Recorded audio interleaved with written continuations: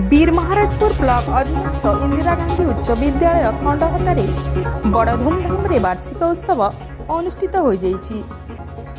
एही अवसर में होइतिबा उद्घाटन उत्सव रे मुख्य अतिथि भाव में केंद्रीयपाली उच्च विद्यालय प्रधान शिक्षक ब्रजमोहन बारिक मुख्य अतिथि, Rabindranath junior college Khandahatar principal Jagabandhu Beria मुख्य वक्ता, विद्यालय सभापति रत्नाकर प्रधान सम्मानित अतिथि भाव में जोगदे छात्र छात्री को उत्साहित करथिले।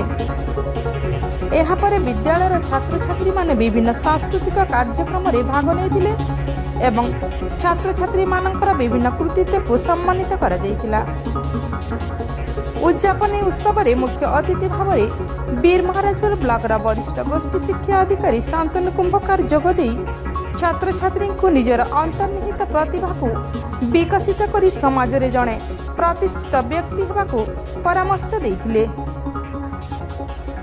निजर जो प्रतिभा अछि ताको चिन्हट करी सेही प्रतिभा को विभिन्न प्लाटफॉर्म रे देखाई निजर नाम को उज्जवल करने को उत्साहित करथिले। खंडहता ग्राम पंचायत सरपंच जयश्री देहुरी छात्र छात्री मानकू भल पढ़ा को परामर्श देइथिले।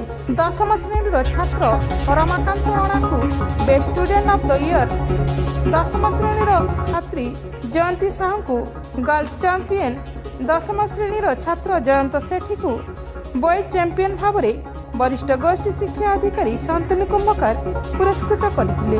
उभय उत्सव में विद्यालय प्रधान शिक्षक संतोष रथ सभापतित्व करी कार्यक्रम सफल करथिले। विद्यालय हिंदी शिक्षक रंजित मिश्र मंच परिचालन करथिले। एही उत्सव में विद्यालय समस्त शिक्षक, समस्त अभिभावक, ग्रामवासी एवं छात्र छात्री सामिल होई कार्यक्रम को सफल करथिले। ब्यूरो रिपोर्ट तनशन टीवी।